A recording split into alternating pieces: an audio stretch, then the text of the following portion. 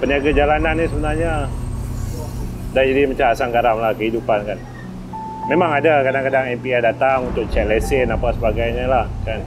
Ada satu ketika tu gerai saya pernah diangkut oleh pihak MPS pada waktu pagi lah, ketika kita orang belum buka lagi masa tu, disebabkan katanya oleh report oleh kesesakan jalan.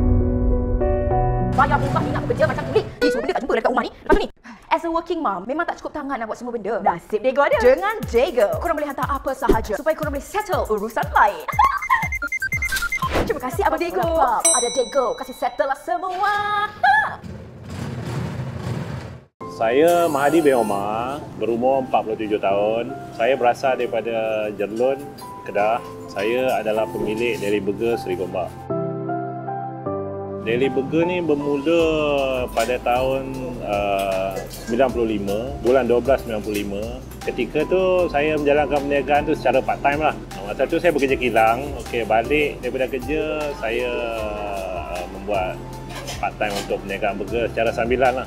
Pada permulaannya saya memang saya bekerja dengan orang lah. Saya ambil pengalaman sikit sebanyak kan, saya belajar daripada tempat-tempat burger yang boleh dikatakan top lah sebenarnya. Saya belajar daripada potong sayur sampai kepada memasak burger lah. Saya dilahirkan dalam keluarga yang berniaga. Jadi sebenarnya minat saya berniaga tu memang daripada kecil. Dan saya sebenarnya happy apabila saya berniaga lah. Bila timbul minat tu yang saya jadi cari satu jalan untuk membuat perniagaan lah, walaupun secara kecil-kecilan. Kemudian bila saya nampak satu potensi, saya mengambil langkah lah untuk berhenti kerja lah dan buat burger secara full time lah.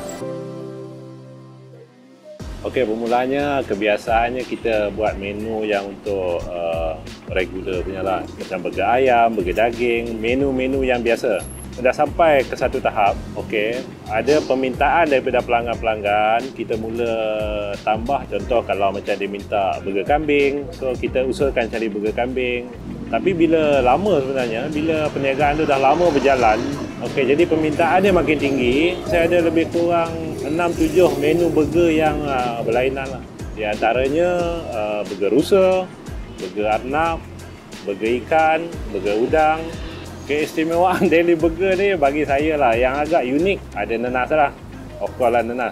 Sebenarnya nenas ni fungsinya begini ya. Nenas ni sebenarnya kita untuk mendapatkan rasa masam dan manis. Jadi kita tak perlukan sos tomato, kita cuma letakkan sepotong nenas lah. Di sini pun sebenarnya kalau kita tengok banyak ada ofis-ofis, pejabat-pejabat, kilang-kilang yang beroperasi daripada pagi.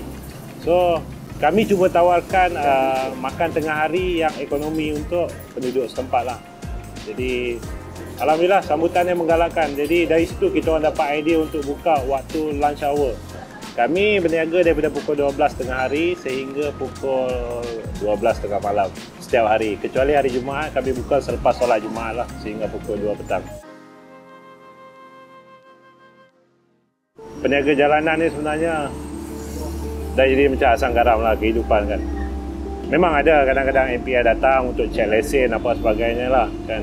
Ada satu ketika tu gerai saya pernah diangkut oleh pihak MPS pada waktu pagi lah, ketika kita orang belum buka lagi masa tu, disebabkan katanya oleh report oleh kesesakan jalan, disebabkan datang order burger, dia orang jalankan kerja dia orang.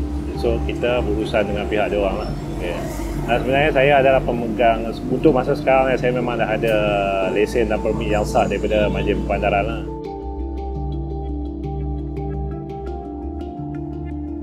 Berkenaan dengan harga ni, ialah bagi peniaga yang macam saya ni, kita ada volume jualan.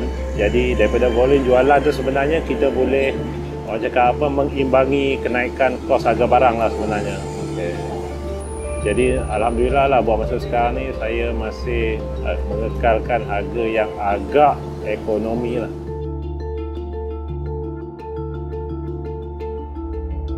PKP saya pun sebenarnya sama juga macam perniagaan-perniagaan lain lah. Ada yang terjejas. Bagi saya perniagaan yang jenis berasaskan makanan ni, impact dia tak terlalu kuat lah. Masih boleh berjalan, masih boleh survive lah. Sebab dia, makanan saya ni sebenarnya tergolong dalam makanan ekonomi lah kan. Terjejas dari segi jualan memang terjejas. sebab masa yang singkat, masih boleh berjalan lah, alhamdulillah. Kadang-kadang pengalaman yang saya tak boleh lupa, saya pernah disambung lah sebenarnya. Saya terkejut, sedih pun ada juga kan. Actually saya terkejut lah. Itulah pengalaman yang saya tak boleh lupa sampai sekarang.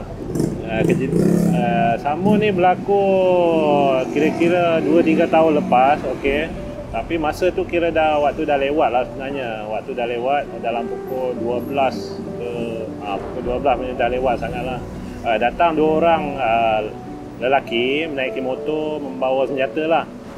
Kemudian bila datang tu dia terus mengacukan senjata, kemudian of course lah budak-budak saya semua dah lari lah kan. So dia orang ambil cashier, bawa lari. Kerugian pada malam tu cukup untuk buat saya sedih lah.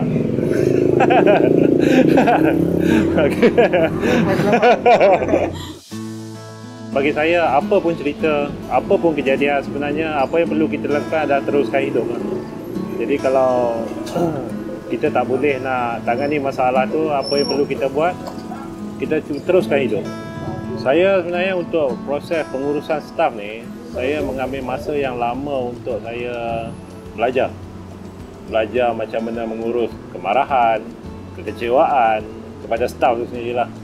Tapi alhamdulillah lah, selepas saya belajar, saya membaca kan, kita dapat sedikit ilmu, kemudian kita praktikkan dalam pengurusan yang kecil-kecilan macam ni lah. So saya mula ambil hire pekerja. Apa yang saya tengok selepas saya ambil pekerja, membantu, impact dia lagi besar. Okay? Kerja dia lebih tersusun, yalah, serving customer lebih baik. Kemudian customer in, customer out lagi cepat, sale meningkat. Dulu saya mula dulu tahun 95, saya mula dengan harga RM1.50. RM1.50. Sekarang ayam dah RM3.20. Kita menggunakan jenama Ramli lah untuk 70 gram. Harga RM3.20. Di Gombak, saya sebenarnya disokong kuat oleh ketiga-tiga bangsa di Malaysia lah. Okey, maksudnya pelanggan-pelanggan tu ada daripada, of course lah, Melayu, Cina dan juga India. Cuma specialnya di kawasan Gombak ni, kita ada foreigner daripada UAE, okey, daripada Afrika pun ada di antara mereka yang jadi pelanggan saya lah. Dan ya, bagi saya agak unik lah, sebab mereka boleh terima burger bercita rasa Malaysia. Dulu tahun 95 sebenarnya sini ada bas mini masuk tau. Okey, bas mini dia budak-budak tuition dia tunggu kat sini. Dia orang balik tuition, dia orang makan burger. Masa tu umur lebih kurang dalam 10 tahun, 11 tahun, darjah 6 lah.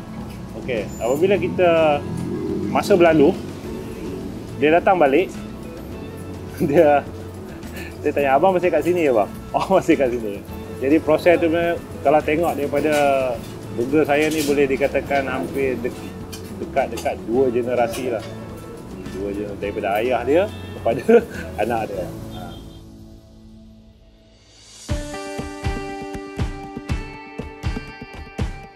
Cita-cita kita sebenarnya, apa yang saya buat ni sedang dalam proses untuk bangunkan satu link perniagaan burger yang bermula daripada supplier kepada franchise di bawah lah.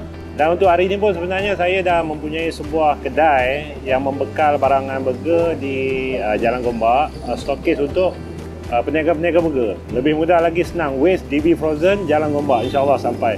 Okey, di sana kita membekalkan segala keperluan barang-barang burger lah untuk burger boy di sekitar Gombak dan juga di setapak Dawang Samaju. Medium term punya target lah. Untuk medium term punya target ni, kita pilih untuk membuka perniagaan food truck di sekitar Lembah Kelang lah. Dan sekarang ni pun saya dah mempunyai 2 biji food truck. Okey, satu di Taman Melawati dan juga satu lagi di Megan Avenue, Jalan Yap Pang Seng. Dan juga ada lagi satu kios burger di Bandar Putra, Bangi. Nasihat saya beginilah, kalau ada peniaga-peniaga ataupun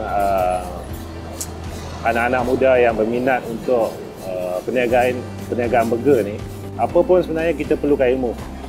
Perlu belajar daripada mula, kita penuhi ilmu perniagaan itu sendiri. Kalau nak belajar, kalau buat burger, dah tentu kita kena belajar buat burger. Cari tempat-tempat, cari lokasi perniagaan yang kita boleh timba ilmu. Kita boleh timba pengalaman. Sebenarnya penting untuk survival perniagaan mereka ketika di masa depan lah. Ya, bagi saya dua-dua kena perlu adalah ilmu dan minat.